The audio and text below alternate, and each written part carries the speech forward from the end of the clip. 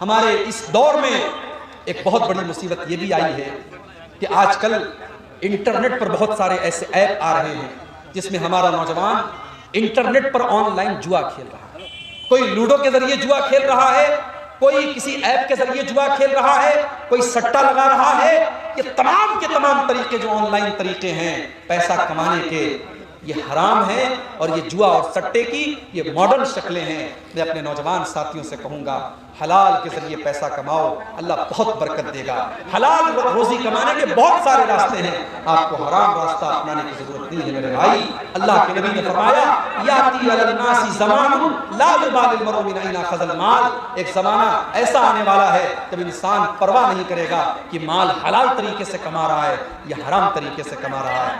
4 دن کی زندگی ہے میرے بھائی, حرام کمائی کھا کر کے اور اپنے بچوں کو کھلا کر کے اپنی آخرت کو تباہ مت کیجئے. کم کھائیے لیکن حلال کھائیے. حلال کی سوکھی روٹی حرام کے مرغ سے اور حرام کی مرغن غذاؤں سے بہتر ہے.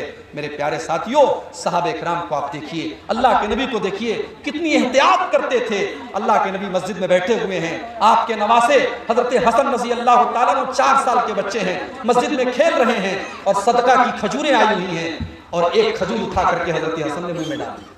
4 سال کا بچہ کتنا بڑا ہوتا ہے, لیکن اللہ کے نبی نے یہ پسند نہیں کیا کہ میرے 4 سال کے نواسے کے پیٹ میں حرام کی کمائی جائے. آپ نے کہا اپنے 4 سال کے نواسے سے, آپ نے کہا کک کک بیٹا اس کو تھوک دے تھوک دے. اور اس کے بعد آپ نے فرمایا اما شعرت انا لا ناکل صدقہ, میرے بچے کیا تجھ کو پتہ نہیں ہے ہم صدقہ نہیں کھاتے, تو نبی کا نواسا ہے تو صدقہ نہیں کھا سکتا. اللہ کے نبی نے اپنے 4 سال کے بچے کو بتایا کیا حلال ہے کیا حرام ہے. میرے پیارے بھائیوں, اگر آپ کا بچہ کوئی حرام طریقے سے پیسہ کما رہا ہے تو آپ پوچھئے, اگر حرام کا پیسہ آپ کے گھر میں آ رہا ہے اور آپ شوق سے کھا رہے ہیں تو اس گناہ میں آپ بھی شامل مانے جائیں گے. اس لیے اپنی کمائی کو بھی آپ حلال کیجئے. اور میں اپنے ان بھائیوں سے جو بزنس کرتے ہیں, کاروبار کرتے ہیں, میں ان سے کہوں گا آپ علماء سے اپنے تعلق کو جوڑیے, علماء سے کانٹیکٹ کیجئے. کوئی اگر بزنس آپ کو اچھا لگ رہا ہے, کوئی کاروبار اچھا لگ رہا ہے, آپ پہلے پتہ کیجئے یہ کاروبار صحیح ہے کہ نہیں ہے, یہ بزنس صحیح ہے کہ نہیں ہے. ابھی کلیا چک میں میرا پروگرام تھا, وہاں لوگوں نے مجھے بتایا کہ عورتیں بیڑی بناتی ہیں, عورتیں بیڑی بناتی ہیں, اور خاص طور سے وہ عورتیں جو بیوہ ہو جاتی ہیں یا جو طلاق شدہ ہو جاتی ہیں, جن کا کوئی سہارا نہیں ہے, وہ بیچاری بیڑی بنا کر کے اپنی زندگی گزارتی ہیں. میں نے کہا یہ کوئی دلیل نہیں ہے.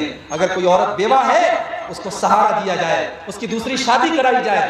ہاں اگر بہت عمر دراز ہو گئی ہے, شادی کے لائق نہیں ہے, تو اس کا کوئی اور انتظام کیا جائے, لوگ اس کی مدد کریں یا کوئی حلال کام اس کو دیا جائے. میں نے کہا بیڑی جب حرام ہے تو بیڑی کا کاروبار بھی حرام ہے, بیڑی بنانا بھی حرام ہے. اللہ نے قرآن میں فرمایا وَلَا تَعَاوَنُوا عَلَى الْإِثْمِ وَالْعُدْوَانِ, گناہ کے کام میں تم ایک دوسرے کی مدد مت کرو. میرے پیارے ساتھیوں, آپ کوئی بھی کام دھندا کریں کوشش کریں کہ حلال کاروبار کریں. اگر کسی بزنس کے بارے میں شک ہے پہلے آپ عالم دین سے پوچھیے.